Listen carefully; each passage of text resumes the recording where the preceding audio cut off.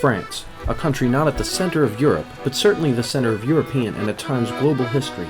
A country with the capital Paris, known as the City of Love, yet a country I don't love. My students have often wondered, what's up with that, Mr. V? Why don't you like France? Well, children, today's the day you'll begin to learn the answer to that age-old question. All 100 answers, in fact. Let's kick things off with reason 100. Being the only country in history to fight a war for a literal century, and spare change, to win. And they could have left England well enough alone after that. But then again, that wouldn't be the French thing to do, would it? Not at all. 99.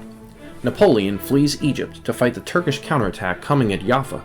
Besides mass murder and rape that followed the French siege there, 2,000 to 3,000 of the Sultan's soldiers surrendered to spare their lives. Napoleon agrees. And then he reneges because the French are short on food. The Ottoman captives get shot, drowned, or bayoneted on the beach. Good Lord save us. 98. Simultaneously, French forces invade Ireland, where my grandmother emigrated from a century ago. True, the Irish rebels invited them in, but as will become clear later, the French tend to overstay their welcome even when they have permission to be there at all. 97. French financial problems compel piracy, preying on U.S. ships. They even deliberately timed the order for privateers to catch American merchants most off guard. I'm going to plead the fifth. The insults to national honor lead to an undeclared naval war, the only other in American history besides the one waged against Adolf Hitler. 96. The French Revolutionary Wars also lead to the home of my mother's side of the family getting invaded. It's starting to feel personal now. Not to mention this launches the career of Napoleon Bonaparte and all the destruction and havoc he will eventually inflict upon Europe. 95. Not only do French knights comprise the majority of the earliest Crusaders, but even the Pope who mobilizes them hailed from France. Most of them are Italian anyway. The breakdown in religious relations between Christians and Muslims has many underlying causes, but it's kind of hard to ignore one of the most egregious ones. 94. 300 years prior to Napoleon, Charles VII of France invades Italy. His objective, take control of the Kingdom of Naples to the south. In true French fashion, it fails to achieve any of its objectives. Its significance, though, lays inherently and precisely in that failure, since it disrupts the political and cultural fabric of Italy from that point forward. 93. America wisely declares neutrality in the Anglo-French food fight breaking out in Europe. The French ambassador's answer? Violate American laws, of course! After he asserted the right to raise American ships as French privateers by virtue of the U.S. alliance with France, Washington demanded his recall after only 3 months. And I can't blame him. 92. Following the law wasn't a French forte that year. Louis XVI, now dethroned and demoted to citizen Capet status, stood on trial accused of various crimes, 33 in fact. The catch: the existing constitution precluded trial precisely on such crimes, as well as any further punishment beyond loss of crown and title. 91. Speaking of the Constitution of 1791, Haiti heard the revolution slogan and was like, "Liberty, equality, merci, where can we sign up?" And France's representatives replied, non. Number 90. Napoleon invades Italy yet again, now as emperor engaging the Austrians in hostilities. God, I feel for that horse. 89. 1499, Charles invades. 1799, Napoleon invades. Are you sensing a pattern with these dates? I'm sensing a pattern with these dates. What is it, like every 300 years Francis gets a hankering for Italian just on French bread? 88. Austria's emperor simply stated, "Yo, hands off my sister, or else war."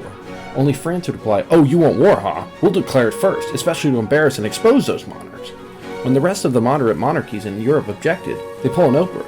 You get a war, and you get a war, and you get a war. I mean, it's one thing to play politics, it's quite another to plunge a continent into conflict for the next quarter of a century, practically.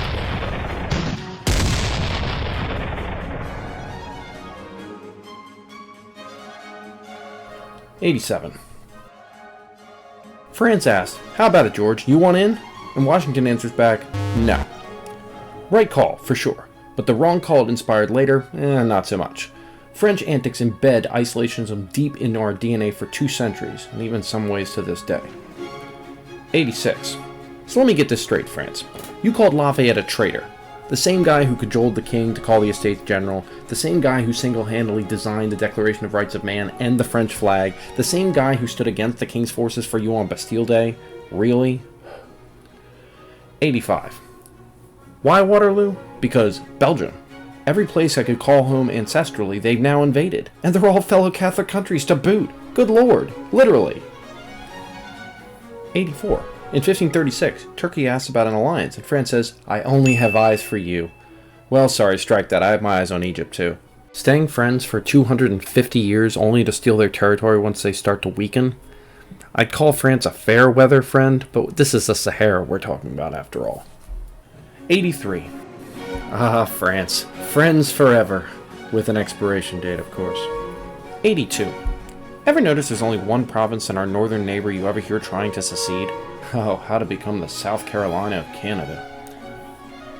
81.